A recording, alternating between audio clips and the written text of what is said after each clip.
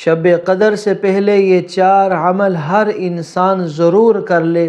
جیسے ہی رمضان المبارک کا آخری عشرہ شروع ہوگا اور اس کی طاق راتوں میں اللہ رب العزت کے چھپے خزانے اسے حاصل ہو جائیں گے، جس کو وہ سوچ ہی نہیں سکتا،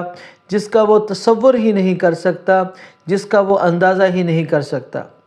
اللہ والو، اگر آپ چاہتے ہیں کہ ہم شب قدر اور رمضان المبارک کے آخری طاق راتوں کے اندر سے اللہ رب العزت کی معرفت کو حاصل کر سکیں،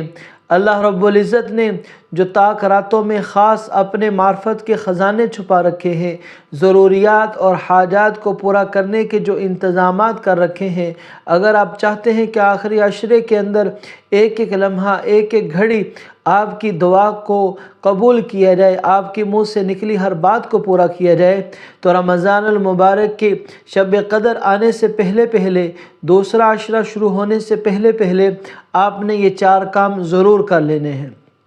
سب سے پہلا کام، آپ نے اپنے دونوں ہاتھوں کے ناخن کاٹ لینے ہیں۔ نمبر 2،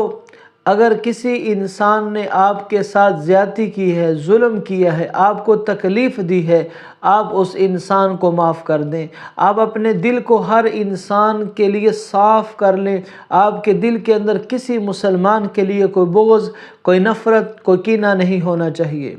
ہر مسلمان کے لیے آپ کے دل کے اندر خیر خواہی اور محبت کا جذبہ ہونا چاہیے۔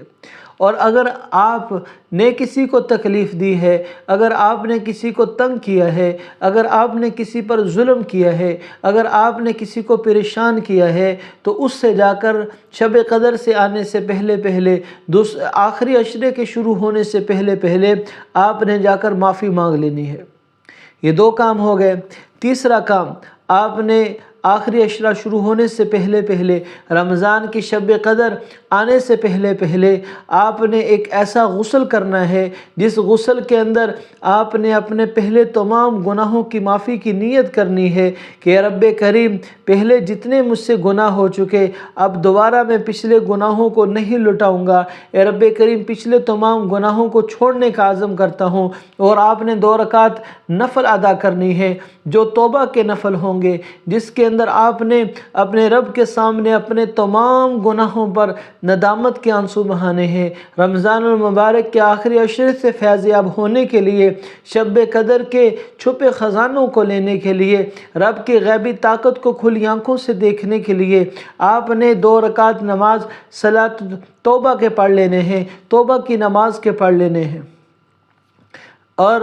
چوتھا عمل جو بہت ہی اہم اور ضروری عمل ہے، وہ یہ ہے کہ آپ نے شب قدر اور آخری عشرہ آنے سے پہلے پہلے اپنے والدین سے دعائیں ضرور لے لینی ہے۔ ان کی خدمت کر کے ان سے دعائیں لے لیں، ان کے پاس بیٹھ کر ان سے دعائیں لے لیں، ان کے پاؤں دبا کر ان سے دعائیں لے لیں، ان کا دل خوش کر کے دعائیں لے لیں۔ اور اگر آپ کے والدین آپ سے ناراض ہیں، ان سے راضی کر لیں، ان سے صلح کر لیں، ان کی خدمت کر لیں۔ اور اگر آپ کے والدین اس دنیا میں حیات نہیں ہیں، آپ کے والدین اس دنیا میں موجود نہیں ہیں، تو آپ اٹھیے اور ان کے قبر پر جائیے اور وہاں جا کر 1 دفعہ سورۃ الفاتحہ پڑھ لیں اور 3 دفعہ قل ھو اللہ شریف پڑھ لیں، اور اس کا ثواب مرحوم والدین کو کر دیں۔ ان کے لیے رو رو کر ان کی قبر کی ترقی کی دعا کیجئے، ان کی قبر روشن ہونے کی دعا کیجئے، ان کے گناہوں کی معافی کی دعا کیجئے، ان کی قبر کو جنت کا ٹکڑا بنانے کی دعا کیجئے۔ ان کی قبر پر جب آپ دعا کریں گے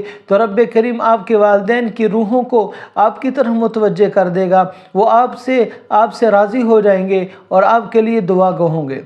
جس انسان نے بھی شب قدر سے پہلے ان 4 کاموں کو سر انجام دے دیا، وہ رب کریم کی غیبی خزانوں سے مالا مال ہو جائے گا، وہ رب کریم کی معجزات کو اور کرامات کو اپنی کھلی آنکھوں سے دیکھے گا، وہ فرشتوں کی مدد کو اپنے ساتھ کھلی آنکھوں سے دیکھے گا۔ یہ 4 کام رمضان کے آخری عشرے سے پہلے پہلے کر لینے ہیں۔ آپ کی کوئی ضرورت ہے، آپ کی کوئی حاجت ہے، آپ کی کوئی مشکل ہے، انشاءاللہ ان 4 کاموں کی برکت سے آخری عشرے میں جو عمل کریں گے رب کی ذات قبول کر لے گی، جو دعا کریں گے رب کی ذات آپ کی دعا کو سن لے گی۔